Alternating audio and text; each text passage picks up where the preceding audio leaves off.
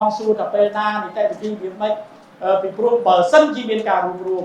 នៅក្នុងខែ9 2026យើងទុកពេល3ខែទី4បងដែលសួរពាក់ព័ន្ធជាមួយការរួមរួមខ្ញុំកោតសរសើរបងមែនតើថ្ងៃនេះយើងនិយាយបានណាពីការជួបគ្នាច្រើនញឹកញាប់មែនតើក៏ប៉ុន្តែ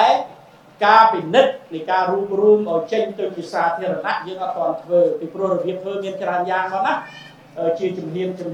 ដោយសារយើងទៅជែកគ្នាសិនមកជំហានទៀតជាចំហមកជំហានទៀតចេញទៅរួចវាមិនពីព្រោះពេលខ្លះចំហពេកទៅដល់លោច្បោកច្បល់វាពិបាកក្នុងការទៅជែកដូច្នេះការទៅជែកគ្នា2ឆ្នាំហើយបងណាថ្ងៃនេះជម្រាបជូនចាស់2ឆ្នាំហើយតាំងពីដើមឆ្នាំ2024ទៅជែកនៃការរួមរួមកាលនោះមិនទាន់ដូរឈ្មោះទេកម្ពុជានិយមស្នើសុំឲ្យមានការរួមគ្នាបញ្ជីតែមួយបាក់តែមួយរើសបាក់ដែលចូលរួមមួយជាតំណាងមូលហេតុពីព្រោះបើទៅបង្កើតថ្មីវាស្មុគស្មាញហើយវាមានការពិបាកជាមួយនឹងពេលវេលាដូច្នេះសូមឲ្យសម្រេចរួមគ្នាថារើសយកបាក់មួយជាតំណាងនាំគ្នាគិតរៀបចំក្បាលម៉ាស៊ីនដឹកនាំលក្ខន្តិកៈឈ្មោះ logo បង្ហាញរូបភាពរួមគ្នាស្រាក់ដៃគ្នាចេញដំណើរនោះជាសំណូមពរជាសំណើរបស់កម្ពុជានិយមជែកចុះជែកឡើងអត់ចេញមកណាជែកចុះជែកឡើងអត់ចេញពីព្រោះនៅមានទស្សនៈផ្ទុយគ្នាហើយវិធីសាស្ត្រផ្ទុយគ្នាអ្នកខ្លះគាត់លើកឡើងថាបើរួមគ្នាឥឡូវទៅគេខ្លាំងពេកគេភ័យគេវាយបំបែកអស់ទៅខ្ញុំថាចុះមិននិយាយចឹងហើយចាស់ធ្វើហ្នឹងធ្វើកំដរគេឲ្យអត់ចង់ឈ្នះចារួមគ្នាភ័យខ្លាចខ្លាំងខ្លាចគេម្លាយខ្ញុំឮសូរពាក្យច្រើនណាស់បងណាគេឲ្យយោបល់ខ្ញុំថាកុំទាន់រួមគ្នាទៅគេលោកខ្លាំងទៅឈ្នះគេម្លាយគេថាចុះគេរកតែឈ្នះហ្នឹងតាដូច្នេះកម្ពុជានិយមច្បាស់ណាយើងថារួមគ្នាឲ្យខ្លាំងឲ្យឈ្នះ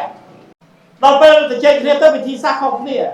វិធីសាស្ត្រអ្នកខ្លះថាគុំរួមគ្នាចឹងអីកែឡូគេមលាយវិធីសាស្ត្រមួយទៀតថារួមគ្នាទៅវាមានការពិបាកដូច្នេះចង់ចែកគុំគ្នាឈរសិនអីចឹងបងណាកម្ពុជានិយមបានស្នើក្នុងបច្ចុប្បន្នទាំងអស់រើសយកបាក់មួយជាតំណាងយើងលើកដៃមុនគេឲ្យយោបល់មុនគេបងអត់កុហកហើយអត់លាក់លៀមទៀនឆន្ទៈគាត់រួមគ្នាយើងថាដោយសារទៀនមានបញ្ហាកដាស្នាមយកឆន្ទៈជាតំណាងយើងហ៊ាននិយាយបងណាមិនមែនតាមន័យថាយើងទៅថាយកបាក់ខ្ញុំទៅអត់ចឹងទេយើងចង់ធ្វើម៉េចរួមគ្នាបានយើងថាយកឆន្ទៈជាតំណាងរៀបចំតាមសិនរៀបចំរចនាសម្ព័ន្ធរៀបចំលក្ខន្តិកៈពិនិត្យមានរូបសញ្ញាឈ្មោះដើម្បីឲ្យមានរូបភាពថ្មីមួយដោយការសិទ្ធិមនុស្សនិងគណៈបកសំរងស៊ីរួមគ្នាទៅជាសង្គមជាតិនោះដែលរៀបចំបានដែលកម្ពុជានិយមស្ដាប់ហើយយកទៅថ្លែងជូនចាំបានអត់កុហកអត់លើកលៀមទេមកខ្ញុំអត់ដែលនិយាយដាក់មីក្រូទេហ្នឹងណានៅលើកទី1ខ្ញុំនិយាយដាក់មីក្រូទេអត់បានជោគជ័យពីព្រោះថាដូររូបសញ្ញាទៅក្រៃលោគេពិបាកគេមិនស្គាល់ដូរឈ្មោះទៅក្រៃពិបាកគេមិនចាំក្រៃមានបញ្ហាដូរទៅក្រសួងទៅគេមិនទទួលស្គាល់ទេខ្ញុំសួរថាពីចិត្តទេចង់ធ្វើអត់ដល់ពេលដាច់ឆ្នាំ2024អត់ចេញ5បាក់ធ្លាក់សល់3បាក់សល់កម្ពុជានិយមសល់ប្រជាធិបតេយ្យមូលដ្ឋានសល់កែតម្រង់កម្ពុជាថាតោះឥឡូវខាងឆន្ទៈឲ្យទៀនគាត់មិនព្រមទេគាត់អត់ចង់ដូរឈ្មោះគាត់អត់ចង់ដូរ logo គាត់អត់ចង់មើលលក្ខន្តិកៈមួយយើងទេតើ3បាក់ហ្នឹងរួមគ្នាបានទេអត់គួយទៅជែកគ្នាយើងកំណត់ពេលវេលាដោយបងមានប្រសាសន៍ចឹងយើងថាដាច់ខែ4 2025រួមគ្នាឲ្យបានឯកភាពគ្នាផ្ទះដៃប្រាវដូរឈ្មោះកែប្រែលក្ខន្តិកៈដូររូបសញ្ញាយើងសម្រាប់ថាយកកែតម្រង់ជាតំណាងដើម្បីដឹកនាំនៃការរួមចូលរួមការបោះឆ្នោតបកតែមួយដាច់ខែ4កែតម្រង់គាត់ជូនពាក្យមកវិញថាគ្នាគាត់អត់ព្រមដូរឈ្មោះអត់ព្រមដូរ logo ទេធ្លាក់ទឹកមួយទៀតទេបងណាដាច់ខែ4 2025 3បាក់ធ្លាក់អស់ទៅសល់2សល់កម្ពុជានិយមជាមួយនឹងប្រជាធិបតេយ្យមូលដ្ឋានទៅជែកគ្នាថាតោះឥឡូវសល់តែ2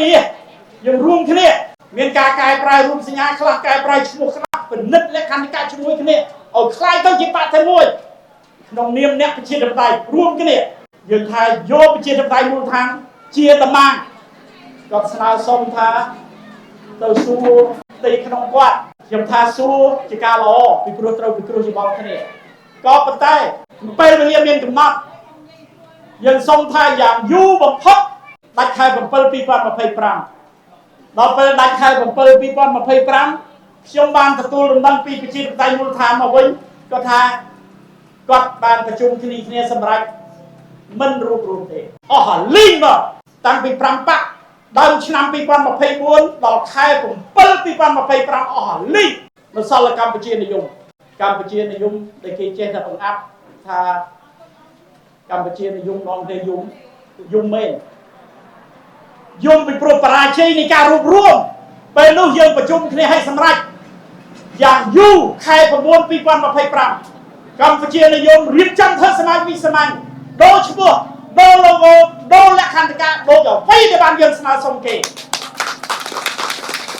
នឹងជាដើមចំដែលយើងដូរពីកម្ពុជានិយមទៅជាប្រជាធិបតេយ្យជឿនលឿនជាដើមចំដែលយើងដូរពីក្បាលតន្ត្រីមកភ្លើងគប់សេរីភាពភ្លើងគប់ប្រជាធិបតេយ្យយើងធ្វើមែនខែ9ថ្ងៃ28ខែ9 2025យើងធ្វើមែនដូរឈ្មោះមែនដូរ logo មែនរៀបចំក្បាលម៉ាស៊ីនមែនដូរលក្ខន្តិកៈមែនមានមតិយោបល់ខ្លះគេថាខំតិចបញ្ជូនទៅក្រសួងគេមក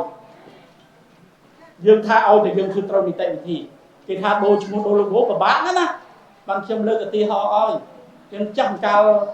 ទ្រង់រន្តរិទ្ធគណៈបករន្តរិទ្ធគណៈបកជាតិនិយមគណៈបកហ៊ុនពេជ្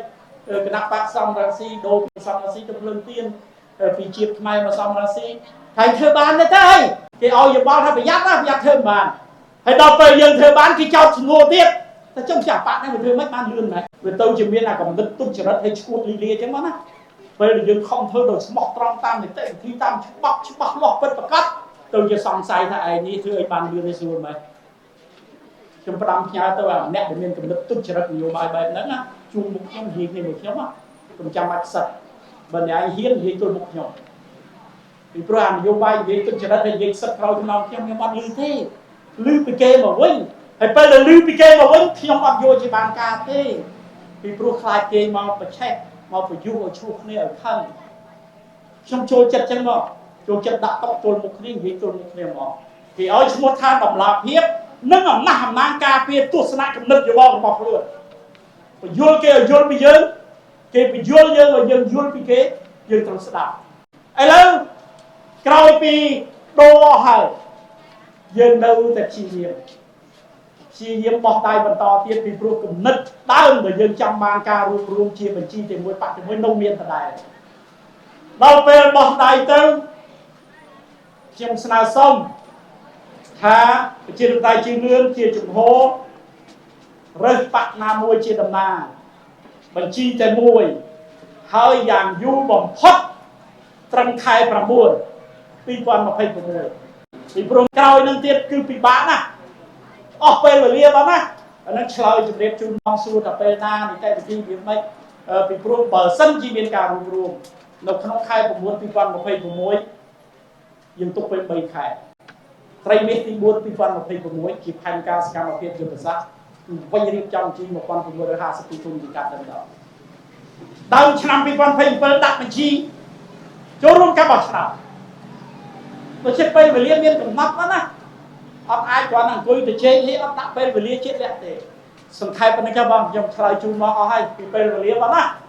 អរគុណច្រើនតោះមានសំណួរទៀតបងជើ